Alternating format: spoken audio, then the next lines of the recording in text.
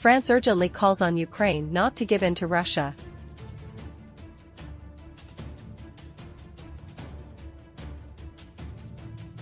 China calls on Russia and Ukraine to compromise and start peace negotiations as soon as possible.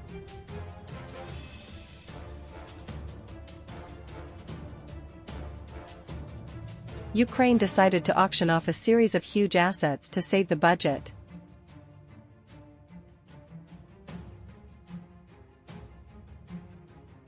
South Korea suspects North Korea of building walls and roads in the demilitarized zone.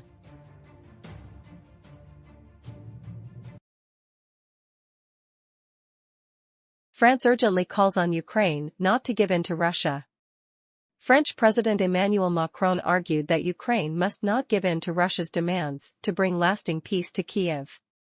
Speaking Saturday at the Ukraine Peace Summit in Switzerland, Mr. Macron called for the participation of more countries in trying to end the conflict with Russia.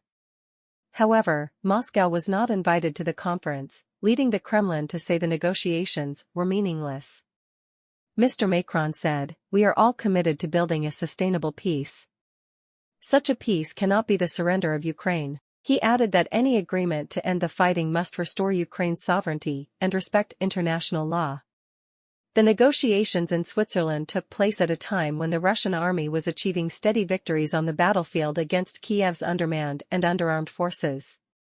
Russian President Vladimir Putin said last week that Ukraine is losing at least 50,000 troops a month, while Moscow is suffering an unknown number of casualties at a fraction of that rate. However, Mr. Macron and other Western leaders stressed that Russia must not be allowed to win, and they pledged to continue providing more weapons and economic aid to Kiev as long as necessary. Mr. Macron is a leading proponent of NATO's deeper involvement in the conflict, calling on the alliance of countries to send military trainers to Ukraine. He also suggested that NATO members should not rule out deploying troops at some point. Russian officials claim that Western leaders destroyed a planned March 2022 peace deal between Moscow and Kiev that would have ended the war just weeks after it began. The New York Times reported on Saturday that U.S. and Polish leaders were alarmed when they saw the draft 2022 peace agreement being negotiated in Istanbul. The newspaper published 3 documents believed to be from the negotiations, including a treaty text proposed by the Ukrainian side. According to the documents, Ukraine agreed to the proposal to commit to permanent neutrality in exchange for security guarantees from the US, UK, France, Russia, and China. The report said the plan was unpopular with US officials, who considered it a unilateral disarmament of Ukraine.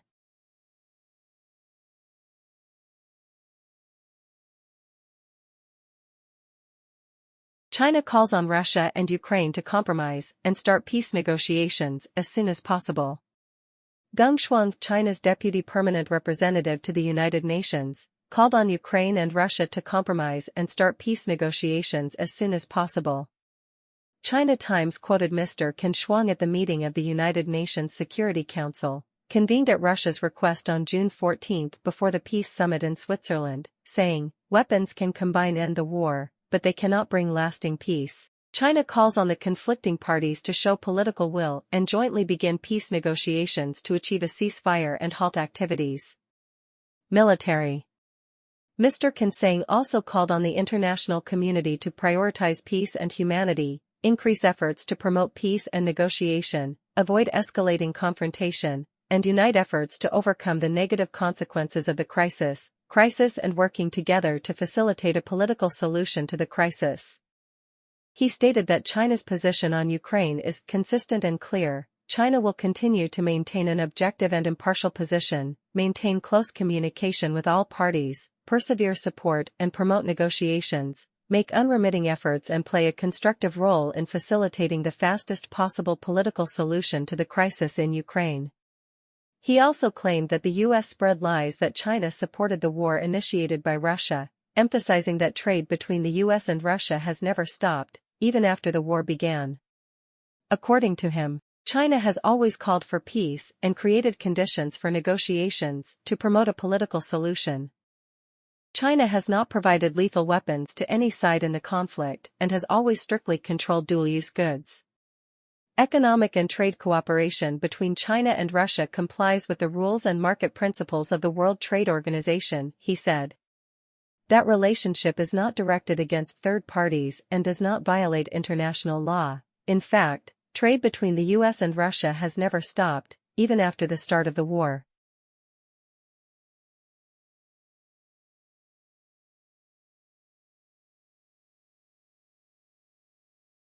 Ukraine decided to auction off a series of huge assets to save the budget. The Times said Ukrainian officials will have to auction off 19 large state-owned assets this summer to compensate for the red alert budget. Assets being sold by the Ukrainian government include the Ukraine Hotel, a 14-story complex in the capital Kiev, the famous Ocean Plaza shopping center, or Europe's largest titanium mining corporation, United Mining and Chemical Company. A 4-star Ukrainian hotel advertised with a bomb shelter, a helipad, is for sale with a starting price of £20 million. Due to the impact of the conflict with Russia since the end of February 2022, this luxury hotel is making a loss and is in debt of about £800,000. Kiev hopes foreign investors can see the great potential of the Ukrainian hotel and return it to its pre-conflict glory.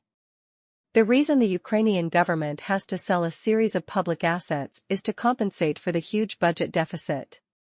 Deputy Minister of Economy of Ukraine Oleksiy Sobolev admitted that the budget is on red alert. We need to find different ways to make money to stabilize the macroeconomic situation, support the army and win conflicts, Deputy Minister Sobolev shared. According to Daily Mail, Ukraine is lacking about $4.9 billion for its defense budget. Kiev hopes the sale of public assets can raise £80 million by the end of 2024.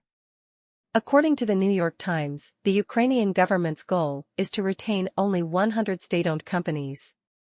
Ukrainian officials also hope that privatization of state assets can create more jobs and bring greater tax revenue to the country when conflict forces many businesses to close. Ukraine's tax collection in the first quarter of 2023 decreased by 29% compared to the same period last year. Ukraine is selling a series of public assets in the context of President Volodymyr Zelensky's recent visit and meeting with allies in Berlin, Germany.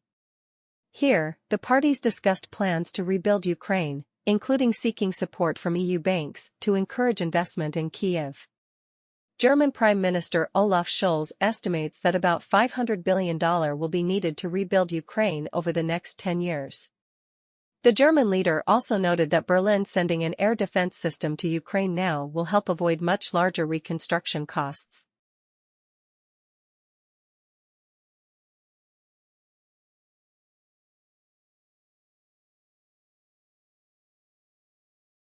South Korea suspects North Korea of building walls and roads in the demilitarized zone.